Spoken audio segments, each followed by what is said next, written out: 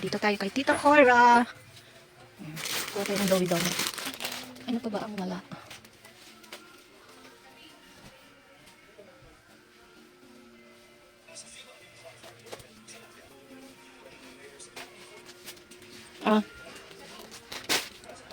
Hindi na ako kukuha ng mga chichiriyang pipisuhin. Ito pala, wala akong piatos na green. Piatos na green.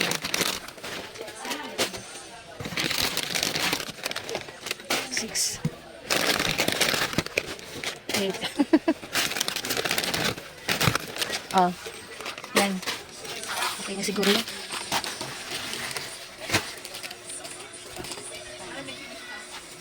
Magkano yung plus nyo na yan? Yung plus na apple? Yung plus apple? Magkano yan? 95?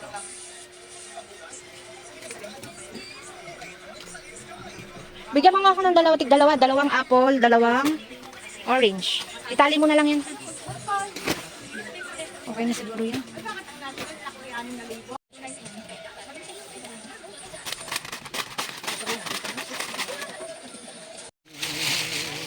Oh, sama kita sa vlog ko. Ayaw ko. Yan po yung masipag maghatid sa akin. Pag walang bayad, hindi naghahatid.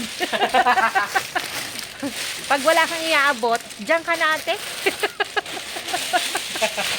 Hello guys, good morning. Magandang umaga po sa inyong lahat. Ako po ulit ito, ang inyong tendarang Ilocanang Batangganya. Ang haba talaga. So, namili nga ako kanina guys. Naku guys, ang mahal ng kamatis. Namili ulit tayo ng ating mga panindang naubos na, lalo na yung mga Ricardo sa aking tindahan ay ubos na ubos. Yung isang araw ay may naghahanap ng isang araw pa may naghahanap ng mga sibuyas, kamatis at bawang, pero wala akong maibigay dahil naubusan ako. Kaya namili ulit tayo kaninang madaling araw. Umalis ako dito around 5 o'clock, tapos dumating ako ay 8 na. Yan. At sinigurado ko namang nabili ko lahat ng aking mga pinamili, kaya ako nagpauli-uli para na akong turumpo, aakyat sa baba, aakyat sa taas, bababa. Bumili na rin ako ng pang-ulam namin syempre kasi nandun na rin naman ako, sayang ang isang uwi. So guys, talagang ang kamatis ngayon, ang presyo ng mga kamatis, luya, kalamansi, hindi na ako bumili ng kalamansi dahil meron pa naman ako dyan. Pero last na namili ako ng kalamansi ay 100 pang kilo. Ngayon ay 120 na guys. At yan nga, ipapakita ko sa inyo yung aking mga pinamili ngayon. Ngayon ay araw ng Miyerkules. Happy Wednesday po sa inyong lahat guys. Yan. Proceed na tayo sa ating mga sa aking mga pinamili. Ito nga yung aking mga pinamili sa Lipa. Ito yung binili ko kay Tita Cora. Isang malaking plastic ng chichirya, tsaka ito kasama yan. Tapos ito yung aking 4 na box na plus apple at orange. Tapos magkakaibang ano kasi to guys, magkakaibang pwesto. Kaya sinabi ko nga sa inyo kanina para akong turumpo, pauli-uli. Tapos ito naman, straw. Bumili ako ng straw dahil naubusan na ako. Tapos ito yung aking isang box na tinapay. Ayan. Hindi ko pa rin na-display kasi inuuna ko muna ng yan. Yan ang aking tinapay na binili. Tapos isang box yan. Tapos nung pagdating ko kanina guys, dumating yung nagdi-deliver sa akin ng mga tinapay, yung isang jeep. Hindi na ako kumuha ng tinapay sa kanya dahil may isang box na nga ako ng tinapay. Ito na lang yung kinuha ko sa kanya, yung Zunibi. Isang bundle, 1-2 ang isang bundle. Tapos ito na guys, yung ating binili. Ang total nga pala ng binayaran ko kay Tita Cora ay 2,386. Yan. Yang kay Tita Cora lahat yan. Bukod pa yung tinapay. Sa ibang pwesto naman yan. Dahil wala naman tinapay si Tita Cora. Dito, ito yung mga binili ko guys sa taas. Ito naman sa taas. Sa taas ng Lipa Public Market. Bumili ako ng ulam naming bangus guys. Nasa rep na. At saka ito panghalo. Yan, lasuna at saka sili.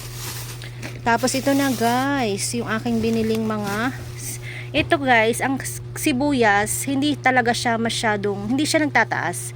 85 pa rin ang kilo. Ilampas siya ng 1 kilo. Yan, 165 ito, lampas ng 1 kilo. Pero ang 1 kilo nito ay 85. Yan, tapos sa bawang, 145. Yan. Lampas lagi sa 1 kilong binibili ko. Ito ay 202 Ayaw pang ipatawad sa akin guys yung 2. Kasi mura na daw yung kanyang paninda, kaya sabi ko sige, wag na lang kung ayaw mong ibigay yung 2. At ito naman guys, yung ginto. Ang tawag ko ngayon sa kamatis guys ay ginto. Yan, baba muna natin. Yan. Lampas ng 1 kilo guys. Ang 1 kilo ay 150 at yan ay 280 ang kamatis na to. Yan.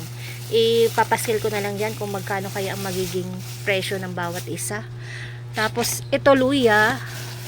Ang luya naman ay nagkakahalaga ng 200. Doon sa baba ko ito binili guys. Mas mura doon guys sa doon sa baba, sa taas. Yan, 88 pesos lang. Pero ang kilo ng luya ngayon ay 200. Tapos 2 kilong munggo. Yan. 80 per kilo ang munggo guys. Bumili ako ng 2 kilo. Yan. So yan guys yung aking pinamili sa Lipa Public Market. Yan, mga ricados. Mahalaga to guys sa Island Store kasi hanapin yan dito sa aking tindahan. Yung aking mga ricados na yan. O kahit mahal, bili pa rin. Sige lang, go. Kasi na ano akong may naghahanap ay wala akong maibigay. Kaya kahit mahal ay binibili ko pa rin. Dumaan na rin ako ng gamot. Ilang panindang gamot sa butika. Yan. Bumili tayo kasi napaka mabenta ng gamot ngayon. Nung last na namili ako, namili din ako ng bangus ng mga gamot. Hindi ko lang siya pakita sa inyo. Yan. Bumili din ako ng eye color kasi may pailan-ilan na naghahanap. Yan. Ang puhunan nito ay 70. 70 ang bili ko nito guys. Eye color. 2 lang. Mahal kasi. Tapos ito, tusiran. 10 pirasong tusiran. Tapos 10 pirasong Bioflu at Dolpinal, 6 na piraso lang. So yan ang aking pinamili guys na gamot. Ang binagbayaran ko naman dyan ay ito 5, ayaw na naman mag-focus, 514. Yan, diba guys, konti lang pero 514 na agad. Mahal kasi guys ang Dolpinal. Namumuna na siya ng 31 pesos, 31 or mahigit pa, 31.4 or basta 31 ang aking tingnan na nga natin para hindi tayo magulo. Yan, 31.50 nga guys. Oh. Ay, kulabo naman. Yan, Dolpinal 31.50. Pang 36 pesos ang aking pagbebenta. Tapos ang Dolpinal 12 pesos, ang Tusiran 14 pesos, at ito 80 pesos. 70 kasi ang puhunan niyan. Yan. So yan guys, yung aking mga pinamili sa Lipa. Wala akong itlog guys. Yan yan na lang ang itlog ko. Mag-order tayo doon sa aking suki. 5 tray ulit. Ang bilis talaga ng itlog. Gaw. Uy. Ikaw muna ang tao dyan. Ay, ikaw muna ang pusa dyan. Magpapainit lang ako ng tubig. Tawagin mo ako pag may bibili ha. Gaw. Okay. Good morning. Magandang umaga. Yan. Magandang umaga.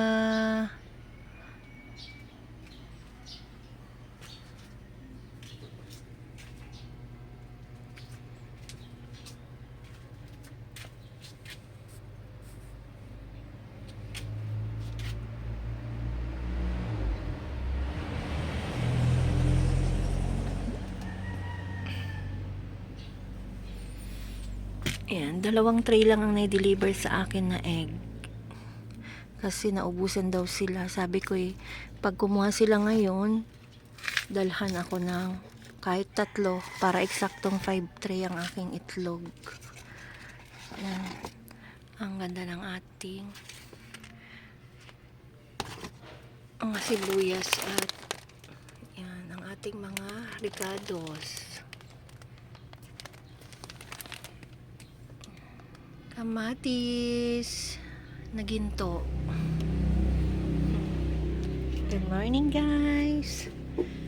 Magandang umaga. Good morning from Island Store.